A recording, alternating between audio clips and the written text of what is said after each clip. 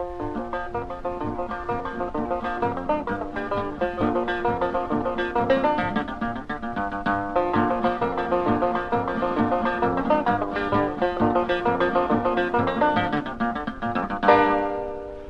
a decent boy just landed from the town of Ballyfan. I want a situation, yes, and want it very bad. I seen employment advertised, 'tis just the thing, says I. But the dirty spell been ended with, no Irish need apply. Woof, says I, but that's an insult, though to get the place I'll try. So I went to see the blackguard with his no Irish need apply. Some do think it a misfortune to be christened Pat or Dan, but to me it is an honor to be born an Irishman. Well, I started out to find the house, I got it mighty soon. There I found the old chap seated, he was reading the Tribune. I told him what I came for, when he in a rage did fly. No, he says, you are a Paddy, and no Irish need apply. Well, I gets my dander eyes-in, I'd like to black his eye, to tell an Irish gentleman, no Irish need apply. Some do think it a misfortune to be christened Pat or Dan, but to me it is an honor to be born an Irishman.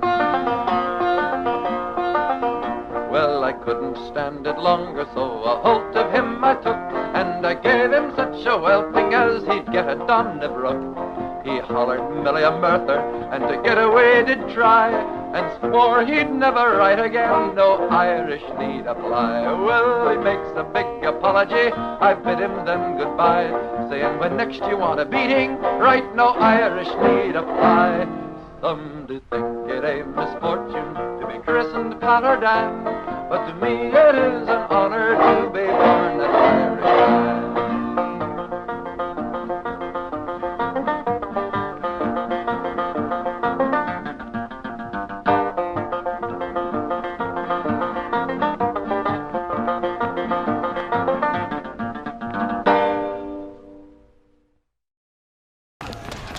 Beatings, poverty, discrimination. Anti-Catholic prejudice ensures the city's Irish minority remains stuck at the bottom of the ladder. Anti-Irish sentiment was anti-Catholic sentiment, and there were some horrific examples of it in 19th and early 20th century America. Get out of here! We haven't eaten for 3 days. I'll work for food. I don't hire Irish! Look, for the love of God, we haven't eaten for 3 days. I said I don't hire Irish. Now get out of here.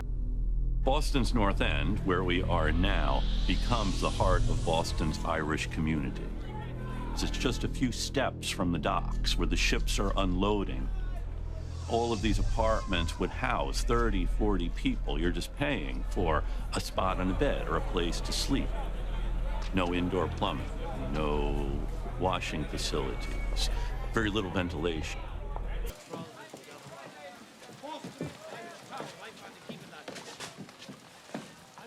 Most of the Irish who came to the U.S. during this time ended up taking dangerous, low-paying work.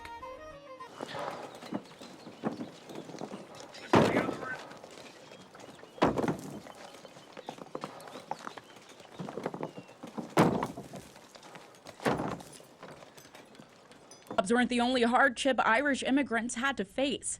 There was a political party known as the Know Nothing Party. It was founded in the mid-1850s and mostly active in Massachusetts and New York. An article published in the Daily Dispatch on April 3, 1854, says one of the organs of the Know Nothing Party in the city of New York attacks the Irish population of that city with a degree of ferocity rarely seen equaled and which bode no good for the future peace and quiet of New York. The Ku Klux Klan, infamous for lynching and torturing blacks and Jews, also tormented Irish Catholics.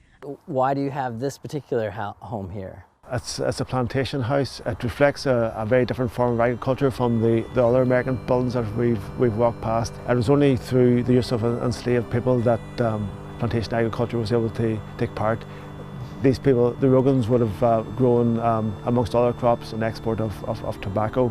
So it just reflects different elements of the Irish migrant experience.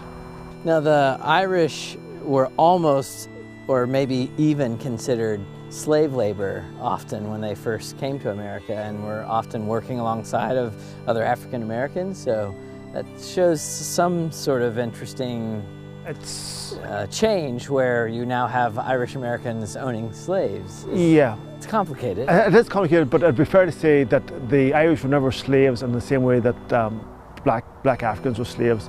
The Irish would have maybe went through a period of indentured servitude, but there's always going to be an end to it. They were never going to be indentured for life, and certainly if their children were not going to be slaves or indentures. Well, we had found a political cartoon that had drawn the Irish in a very ape-like fashion. Yes, you know that's what I mean? classic. That's classic cartoon from the 1850s. Yeah. Yeah. Yeah, the Irish community faced a lot of challenges. They immigrated in through Boston, through New York, and were discriminated against quite heavily, probably up until the mid-20th century. No Irish need apply. We say goodbye, make our mothers cry, break hearts for the dream. And no Irish need apply. Who built the bridges, mate, and scraped the city sky? Then bled with your sons. And so, the blend begun when I wed your lovely daughter. Maybe you shouldn't order, but you gave her away to be with me. Now, what do you think? You gonna buy me a drink? Aye, with these hands and with this heart, I touch you and we never stand apart.